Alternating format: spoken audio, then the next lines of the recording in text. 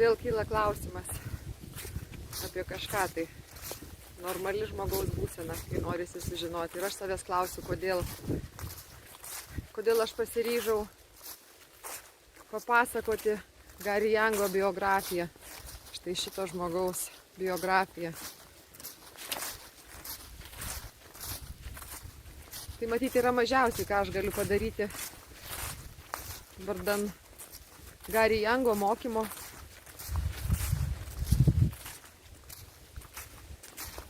Kuris atskleidė daugybę galimybių žmonėms, savigydai, saviugdai, savistabai. Tai mažiausiai, ką aš galiu padaryti vardan mūsų žemės. Tam, kad jinai sveiktų, tam, kad jinai būtų žalia ir kad joje visi laimingai gyventume, vienas kitam padėdami. Vieno žmogaus gyvenimo istorija gali būti labai reikšminga visai žmonijai. Todėl aš pasiryžau papasakoti apie tiesą. Apie tiesą, kuri pakeitė milijonų žmonių gyvenimus. Tame tarpe aš buvau viena jų.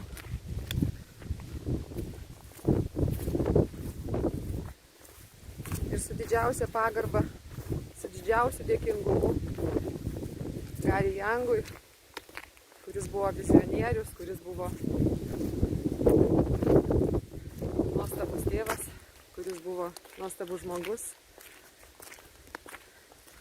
holistinės aromaterapijos pradininkas, kuris nenusileido jokiems įkalbinėjimams, kuris nepasidavė netikėjimams, kuris leidosi į tą nuostabią kelionę,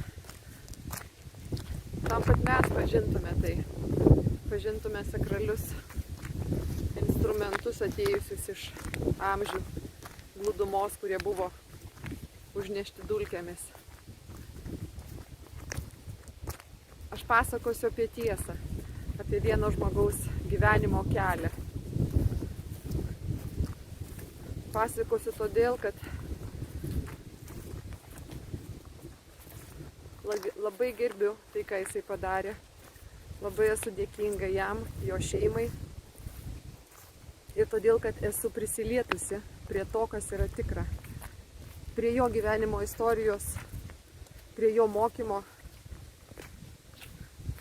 prie kurio prisiliečiau gyvai.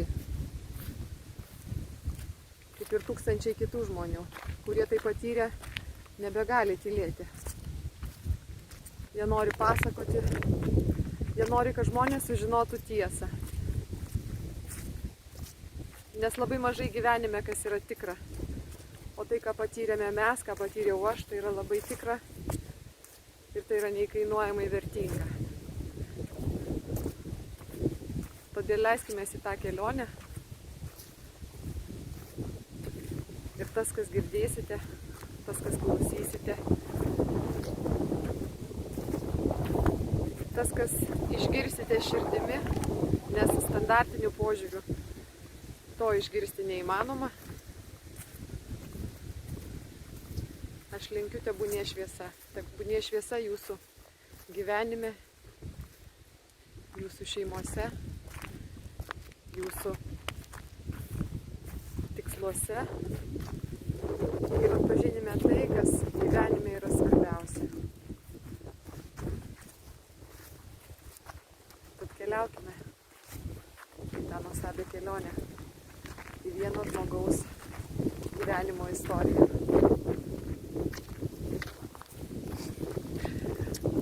Istorija apie Gary Youngą. Einu skaityti jums.